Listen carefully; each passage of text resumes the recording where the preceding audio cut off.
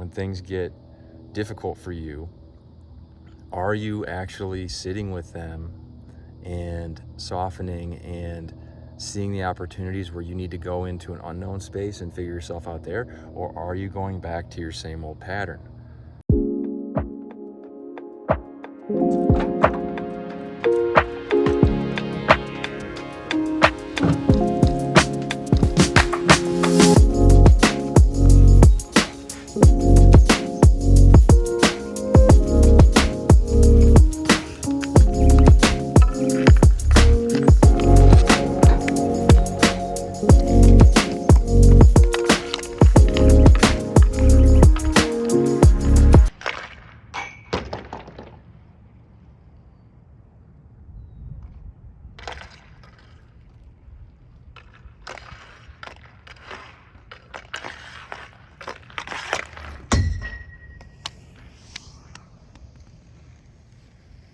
Well, there are no ice rinks where I live, but for some reason, there's the nicest full-size roller hockey rink that I've ever seen. Fresh boards, new nets with the bright red paint on them. It's pretty cool.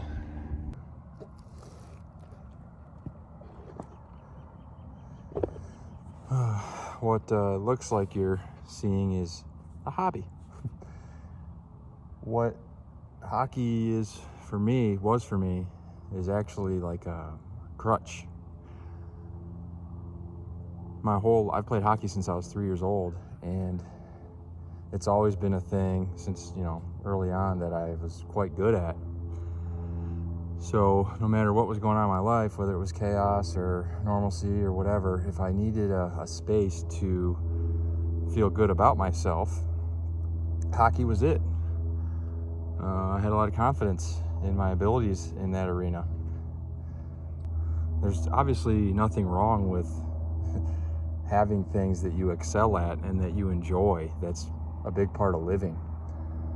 What I found in the growth journey that I was kind of thrust into with health is that sometimes those things that are really healthy and help build your confidence can also keep you stuck because you use them, like I said, as a crutch.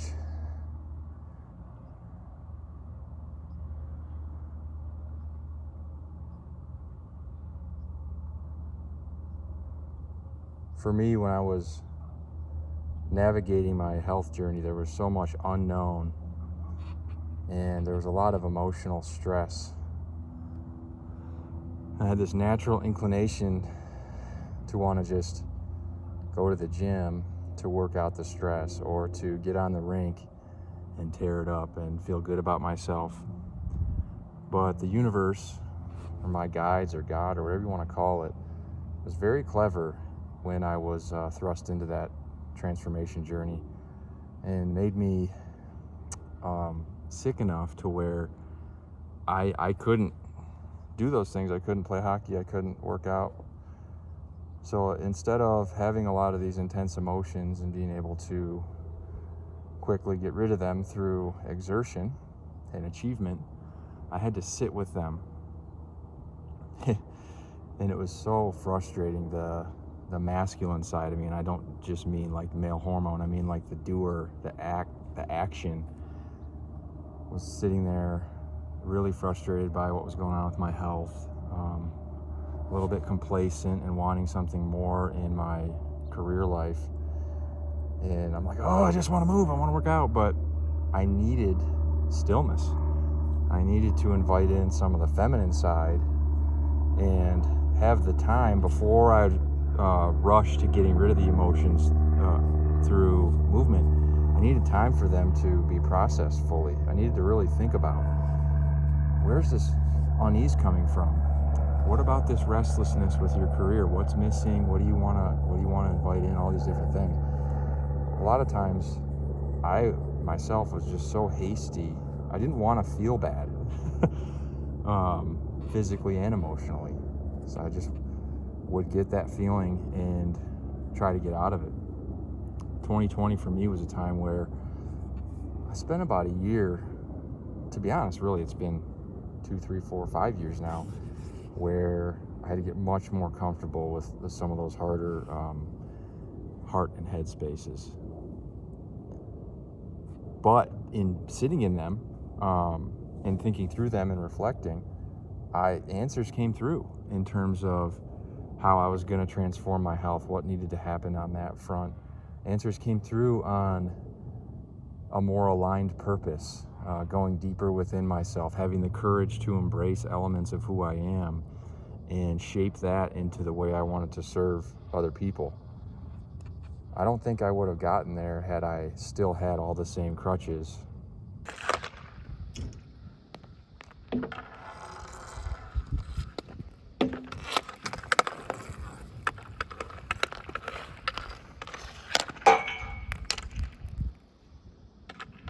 I think it's interesting that some elements of my unease and my illness were actually exacerbated by playing hockey my entire life. There's a very specific posture that you get into when you skate. You know, your hip flexors get really tight. You're bent over the puck a little bit, and your body just kind of hardens into that space. So you have all these imbalances.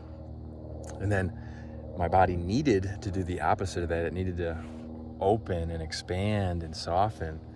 But when I started having the worst of my issues, what did I want to do?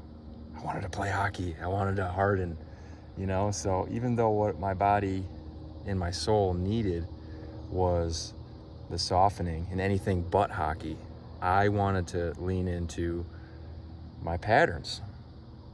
So I'm hoping by now, and hearing me talk about this, you're thinking of what hockey is for you. When things get difficult for you, are you actually sitting with them and softening and seeing the opportunities where you need to go into an unknown space and figure yourself out there? Or are you going back to your same old pattern? You know, if you're a highly successful, highly motivated type A personality, when things get tough, can you slow down? Or are you doubling down, grinding twice as hard, and trying to just grit your way through, or to grit your way to a solution to the problem? It's so easy for us to do that because that's just part of our programming. That's one of the reasons why when I work with people, I talk about software updates. You know, we need to examine these pieces of ourselves when we come to these forks in the road and say, okay, my software, my programming currently says this, you know, if this happens, then you do this. Do we think that there might need to be an update to that? Do we need to update the OS and say, actually, I'm gonna try this instead? So for me, it was, need to soften, need to get off the rink, need to put the skates and the stick away for a while. It's such a challenge. And to be honest, I've missed hockey every day since I stopped doing it. But it's given me the opportunity to expand into other things. So there's a lot of pluses to it if you're willing to let go a little bit of your identity around that thing that used to be your confidence crutch. So what is it for you? Tell me in the comments if you're still watching this. I know I speak very slowly, and that's on purpose. That's why I came to YouTube instead of Instagram. I want to talk to you guys like a person. Not that you need my approval. Although if this is your software, maybe it will connect. I'm not all that impressed anymore by people who have a single dimension. You know, they've got their thing and they're really great at it. Because I believe that the human mind is so capable of mastery if you put the time in. So it would make sense that if you've been doing something for 20 years, you're going to be great at it. I think the people I gravitate to now are the ones who are stepping into these unknown spaces. And there's a lot of wonder involved in that too. I think it does in some way keep us younger because the mind and the body are trying to figure out and coordinate how to navigate these new situations we put ourselves into.